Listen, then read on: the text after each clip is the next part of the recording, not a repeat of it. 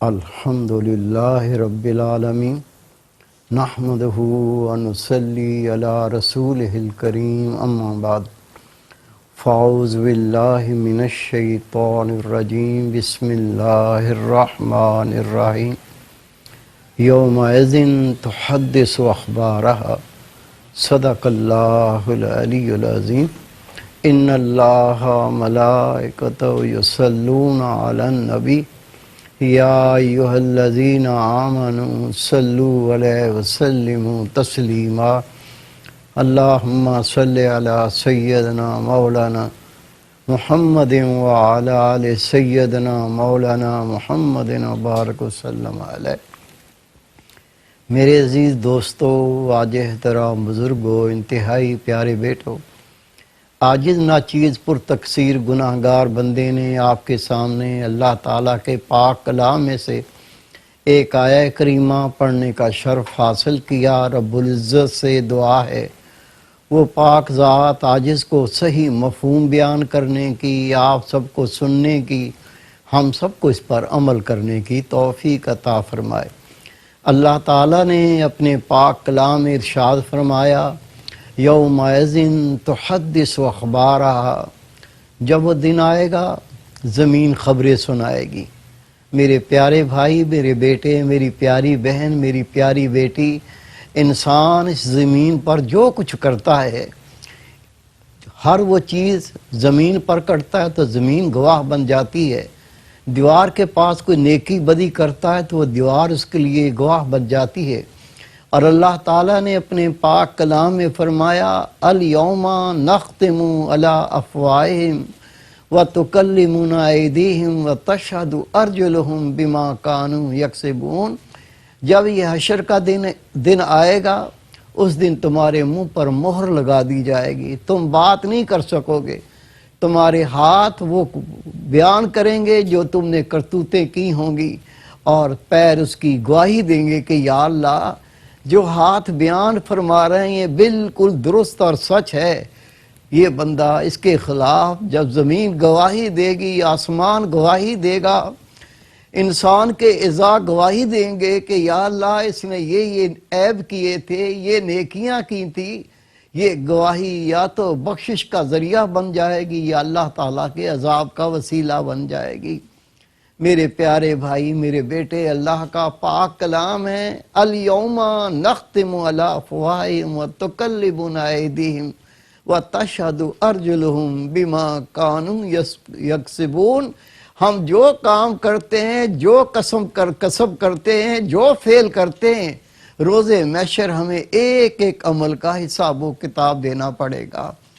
وہ کتنے خوش نصیب لوگ ہوں گے، کتنے مقدس ہستیاں ہوں گی جو روز محشر تکالیف سے بچتا ہوا اللہ کو راضی کر کے روز محشر بخش دیا جائے گا، جنت میں داخل کر دیا جائے گا۔ حشر کا میدان، حشر کا دن کوئی تماشا نہیں ہے۔ یہاں تک حدیث پاک میں آتا ہے، لوگ اس طرح تڑپیں گے جس طرح بھٹیارن دانے بھونتی ہے اور پھڑک پھڑک کر گرتے ہیں۔ حشر کی گرمی میں اس طرح تڑپ تڑپ کے گریں گے۔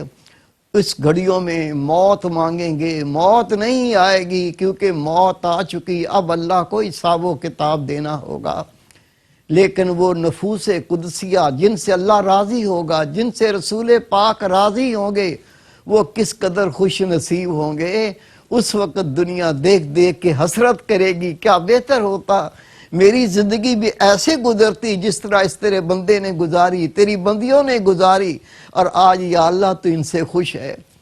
میرے پیارے بھائی، میرے بیٹے، حدیث پاک عرض کرتا ہوں، نبی پاک فرماتے ہیں 7 گروہ روز محشر ایسے ہوں گے جن کو عرش کا سایہ عطا کیا جائے گا۔ اتنی گرمی میں جب سورج 1 میل پر ہوگا، اس کی آگ براہ راست زمین پر گرتی ہوگی، لوگ جل رہے ہوں گے، وہ بخت والے لوگ جن کو اللہ عرش کا سایہ عطا فرمائے گا، کس قدر خوش نصیب ہوں گے۔ حضور نبی پاک حضرت محمد مصطفیٰ صلی اللہ علیہ وسلم نے ارشاد فرمایا، سب سے پہلے عادل بادشاہ، عادل حاکم کو اللہ تعالیٰ حشر کا سایہ عطا فرمائے گا۔ ایک دوسری حدیث پاک میں اللہ کے محبوب فرماتے ہیں ہر حاکم سے اس کی رعیت کے بارے میں سوال ہوگا۔ اصحابہ نے عرض کی یا رسول اللہ حاکم تو ملک کا ہوتا ہے، آپ کا ارشاد فرمانا ہر حاکم سے روز محشر اس کی رعیت کے بارے میں سوال ہوگا، اس کا کیا مطلب ہے؟ خدا کے رسول صلی اللہ علیہ وسلم نے فرمایا کوئی ملک کا حاکم ہوتا ہے، اس ملک میں جو رعیت ہے اس کے بارے میں اس سے سوال کیا جائے گا۔ کوئی صوبے کا حاکم ہوتا ہے، اس صوبے میں جو رعیت ہے اس کے بارے میں اس سے سوال کیا جائے گا۔ کوئی کسی شہر کا حاکم ہوتا ہے، کوئی اپنے گھر کا حاکم ہوتا ہے۔ عرض کی یا رسول اللہ صلی اللہ علیہ وسلم ایسے لوگ بھی ہیں جو دنیا میں اکیلے ہیں، لیکن آپ کا ارشاد ہے ہر حاکم سے اس کی رعیت کے بارے میں سوال کیا جائے گا۔ ان سے کیسے سوال ہوگا؟ رسول پاک صلی اللہ علیہ وسلم نے فرمایا یہ انسان کی آنکھیں، ہاتھ، پیر، یہ سارے اعضاء اس کی رعیت ہوں گے، اور اس سے پوچھا جائے گا میں نے تیرے ہاتھ تیرے ماتحت کیے تھے، تیرے پیر تیرے ماتحت کیے تھے، تیری آنکھیں تیرے ماتحت کی تھی، تو ان کا حاکم تھا، کیا تو نے ان سے عدل کیا؟ اب آپ سمجھ لیں کہ عدل کسے کہتے ہیں۔ عدل میں 3 الفاظ ہیں۔ عین جس کے معنی ہے آنکھ، حاکم کو اپنی آنکھ کھلی رکھنی چاہیے، اس کی رعیت پر کوئی ظلم نہ کرے اور وہ بھی کسی دوسرے پر ظلم نہ کرے۔ حاکم کی آنکھ کھلی ہو، یہ رعیت کو دیکھے، نہ جائز ہونے دے نہ وہ جائز کسی سے کرے، یہ عدل ہے۔ اور عدل میں دوسرا لفظ ہے دال، رستہ۔ حاکم کا یہ فرض ہے اپنی رعیت پر نظر رکھے، آیا وہ صراط مستقیم پر چلتی ہے یا گمراہ ہوتی ہے، غلط رستے کو اختیار کرتی ہے۔ اللہ نے حاکم کو طاقت دی ہے، حاکم کی نظر ہونی چاہیے کہ میری رعیت صراط مستقیم پر چلنے والی ہو، راہ سے بھٹکنے والی نہ ہو۔ اور تیسرا عین، دال اور لام۔ لام کہتے ہیں زرہ کو، آپ نے سنا ہوگا زرہ ایک ایسا لباس ہے جو جنگ میں پہنا جاتا ہے تاکہ دشمن کی تلوار اثر نہ کرے، نیزہ اثر نہ کرے، یہ زخمی نہ ہو۔ یہی حاکم کے اوپر فرض بنتا ہے کہ وہ اپنی رعیت کے لیے محافظ بن جائے، ان کی عزت، ان کی جان، ان کا مال حاکم کے اوپر فرض ہے اس کی حفاظت کرے۔ اگر یہ 3 الفاظ عین، دال، لام اس طرح سے حاکم نے اپنا حق ادا کیا تو رسول پاک فرماتے حشر کے دن اللہ اسے عرش کا سایہ عطا فرمائے گا۔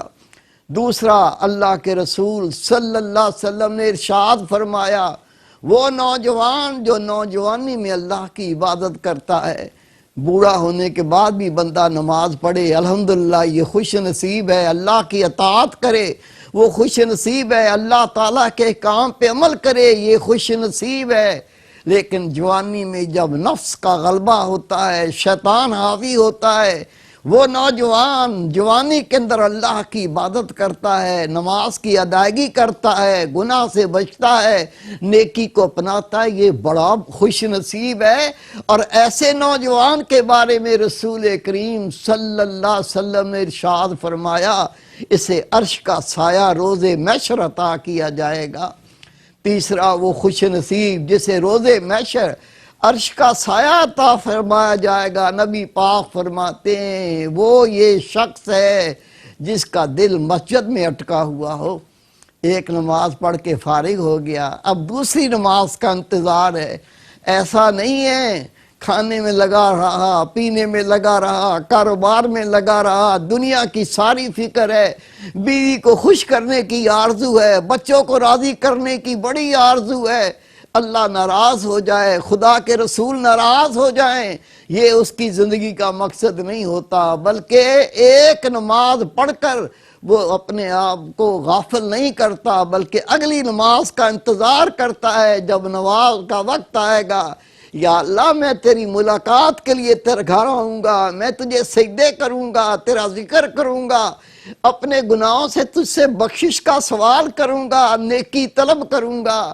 یہ ایسا نوجوان ہے جس کے بارے میں رسول پاک نے فرمایا کہ یہ اس کا دل مسجد میں اٹکا رہے گا، اس کی بھی یہ شان ہے، حشر کے دن اسے عرش معلیٰ کا سایہ عطا کیا جائے گا۔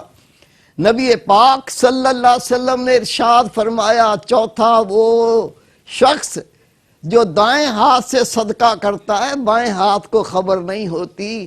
ریاکاری منافقت کا دوسرا نام ہے۔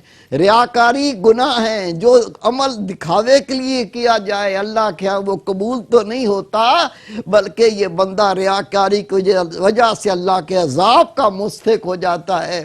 نبی پاک نے فرمایا یہ وہ شخص ہے دائیں ہاتھ سے صدقہ کرتا ہے بائیں ہاتھ کو خبر نہیں ہوتی۔ بس آپ سوچا کرو، جو کام کرنا ہے مجھے تو اللہ کو خوش کرنا ہے، مجھے تو اللہ تعالیٰ کو راضی کرنا ہے۔ دنیا کیا کہتی ہے، دنیا اچھا کہتی ہے برا کہتی ہے، اس کی سے کوئی پرواہ نہیں ہوتی۔ وہ اپنی نیکی ظاہر کر کے اپنی نیکی ریاکاری میں ضائع نہیں کرتے۔ رسول کریم صلی اللہ علیہ وسلم نے ارشاد فرمایا، پانچواں وہ گروہ جنہیں روز محشر عرش معلیٰ کا سایہ عطا کیا جائے گا، یہ وہ لوگ ہیں جو اللہ کے لیے ملتے ہیں، اللہ کے لیے جدا ہوتے ہیں۔ کسی سے پیار اس لیے نہیں کرتے تو گورے رنگ کا ہے بڑا اچھا لگتا ہے، کسی سے دودھ اس لیے نہیں ہو جاتے یہ تو کالے رنگ کا ہے، اس سے کیا مسافہ کرنا ہے، یہ بڑا دولت مند ہے کسی کام آ جائے گا دوستی کر لیتے ہیں، یہ تو غریب مسکین ہے، یہ تو بیچارہ خود بھوکا ننگا، یہ میری کیا مدد کرے گا۔ جب نیت یہ ہو جائے یہ ایسا فطور ہے بندے کو گندا غلیظ کر دیتا ہے۔ قربان جائیں، رسول کریم صلی اللہ علیہ وسلم نے ارشاد فرمایا، ایک وہ گروہ جنہیں روز محشر عرش کا سایہ عطا کیا جائے گا، یہ وہ لوگ ہوں گے جو اللہ کے لیے ملتے ہیں اور اللہ کے لیے جدا ہوتے ہیں۔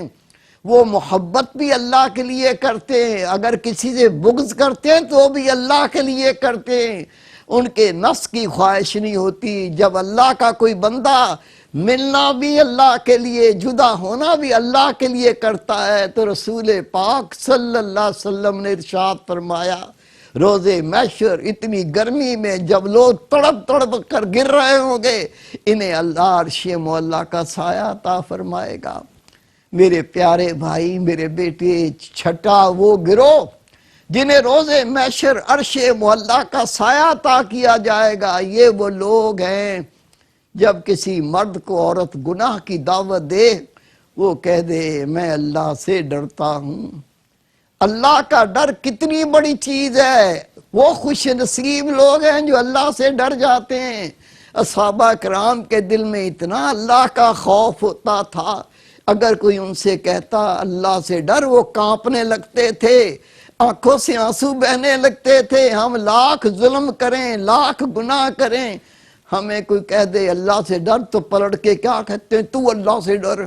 اور نہیں میرے بھائی، اللہ سے جو نہیں ڈرتا وہ تو بڑا بد نصیب ہے، اور ڈرنے والے خوش نصیب ہیں۔ نبی پاک نے فرمایا، ایک وہ گروہ جنہیں اللہ روز محشر عرش کا سایہ عطا فرمائے گا، یہ وہ مرد ہے اسے کوئی عورت گناہ کی دعوت بلاتی ہے، گناہ کی دعوت دیتی ہے، اور وہ پلٹ کے جواب دیتا ہے میں اللہ سے ڈرتا ہوں، وہ گناہ نہیں کرتا۔ یہ اتنا خوش نصیب ہے۔ جب حشر کا دن ہوگا لوگ پریشان ہوں گے، آگ میں جلتے ہوں گے، آگ کے شعلے براہ راست زمین پر پڑتے ہوں گے، ہر بندہ موت مانگے گا لیکن موت نہیں آئے گی، جو کیا ہے وہ بھگتنا پڑے گا، حساب و کتاب دینا پڑے گا۔ اتنے مشکل وقت میں رسول پاک نے فرمایا ایسے لوگوں کو عرش معلیٰ کا سایہ عطا کیا جائے گا جن کو کوئی عورت گناہ کی طرف بلائے اور وہ کہہ دے میں اللہ سے ڈرتا ہوں۔ میرے پیارے بھائی میرے بیٹے، رسول کریم صلی اللہ علیہ وسلم نے ارشاد فرمایا، اے میرے پیارے صحابہ، ساتواں وہ گروہ جنہیں روز محشر اللہ عرش کا سایہ عطا فرمائے گا، یہ وہ اللہ کے بندے اللہ کی بندیاں ہوں گی، وہ تنہا بیٹھ کے اللہ کا ذکر کریں گے، اللہ کا ذکر کرتے کرتے ان کو اپنے گناہ یاد آ جائیں گے۔ رسول پاک صلی اللہ علیہ وسلم فرماتے ہیں اللہ کا ذکر کرتے کرتے جیسے ان کو اپنے گناہ یاد آئیں گے، اللہ کے خوف سے ان کی آنکھوں سے آنسو ٹپکنے لگیں گے۔ وہ عمل ایسا عمل ہوگا، رسول کریم صلی اللہ علیہ وسلم فرماتے ہیں یہ تنہا بیٹھ کے مرد عورت اللہ کا ذکر کر رہے ہیں، اللہ کا ذکر کرتے کرتے ان کو اپنے گناہ یاد آئے، جیسے گناہ یاد آئے دل میں اللہ کا خوف پیدا ہوا، اللہ کے خوف سے اس کی آنکھیں پرنم ہو گئیں، ان کی آنکھوں سے آنسو بہنے لگے۔ ان کو رسول پاک فرماتے عرش معلیٰ کا سایہ عطا کیا جائے گا۔ آئیے آگے بڑھئے، یہ چند ایک نیکیاں ہیں جو دنیا میں بھی رحمت بنتی ہیں اور آخرت میں بھی رحمت بنتی ہیں اور بخشش کا وسیلہ بنے گی۔ میرے پیارے بھائی، میرے بیٹے، اللہ کا پاک کلام ہے یومئذ تحدث اخبارہا، جب وہ دن آئے گا، یہ حشر کے دن کا ذکر ہے، جب وہ دن آئے گا زمین خبریں سنائیں گی۔ بندہ اگر زمین پر اللہ کا ذکر کرتا ہے زمین گواہی دے گی، زمین پر نماز پڑھتا ہے یہ زمین گواہی دے گی، زمین پر بیٹھ کر قرآن پاک کی تلاوت کرتا ہے یہ زمین گواہی دے گی، اس کے ہاتھ گواہی دیں گے، اس کے پیر گواہی دیں گے، آنکھیں بھی گواہی دے گی، جو جو ہم نے کسب کیے، جو جو کرتوت کیے گواہ سامنے حاضر ہو جائیں گے، انکار کی گنجائش نہیں ہوگی۔ جس طرح نیکی اس کے لیے بھی یہ زمین گواہی دے گی، ہاتھ پیر گواہی دیں گے، اسی طرح گناہ بھی ہے۔ اس زمین پر انسان دروازہ بند کر لیتا ہے، پردے گرا دیتا ہے، دل کو اطمینان آ جاتا ہے میرا گناہ تو کوئی دیکھ ہی نہیں رہا، یہ پھر چھپ کے گناہ کرتا ہے۔ حدیث پاک اللہ کے محبوب فرماتے ہیں جب یہ چھپ کے گناہ کرتا ہے اللہ تعالیٰ فرماتا ہے بندے تو مخلوق سے ڈرتا ہے، مجھ سے نہیں ڈرتا، میں تجھے بھی دیکھ رہا ہوں۔ اصل بات یہ ہے جب بندے کے دل میں اللہ پر ایسا کامل ایمان آ جائے کہ اللہ ہر جگہ دیکھتا ہے، میرے ایک ایک قسم کو جانتا ہے، جب یہ کیفیت ہو جائے تو بندہ پھر گناہ سے بچنے والا بن جاتا ہے۔ روزمرہ کی زندگی میں دیکھ لیں، اگر کوئی سپر دیکھ رہا ہو جس کی کوئی اوقات نہیں ہے، جس کی کوئی حیثیت نہیں ہے، سپر کیا بگاڑ لے گا، اس کے باوجود سپر کے سامنے بھی ہم کوئی گناہ نہیں کرتے، شرم آتی ہے یہ سپر دیکھ رہا ہے میں گناہ کیوں کروں۔ اب اگر سپر سے دل میں خوف آ جائے گناہ سے بندہ بچ جاتا ہے، جس کو اس بات پر یقین آ جائے اللہ ہر جگہ دیکھتا ہے، اللہ میرے ایک ایک عمل کو جانتا ہے، یہ بندہ گناہ کے تصوروں سے بھی پاک ہو جاتا ہے۔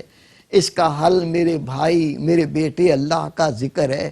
نبی پاک صلی اللہ علیہ وسلم نے ارشاد فرمایا جب مومن اللہ کا ذکر کرتا ہے اس کے دل میں نیکی کی محبت اللہ ڈال دیتا ہے، وہ پھر نیکی کر کے نیکوکار بن جاتا ہے۔ لیکن اگر اللہ کے ذکر سے غافل ہو جائے، اللہ کے ذکر کو چھوڑ دے، اس کے دل میں شیطان گناہ کی محبت ڈالتا ہے، پھر یہ گناہ کر کے اللہ کو نافرمان کر بیٹھتا ہے۔ معلوم چلا اللہ کی یاد میں رہو، اللہ کے ذکر میں رہو، اللہ کے ذکر میں رہو گے اللہ کی پناہ میں رہو گے، اللہ کی پناہ میں رہو گے شیطان نفس سے بچتے رہیں گے، اور بچ کر دنیا سے لوٹ جانا یہی کامیابی ہے۔ وما توفیق الا باللہ۔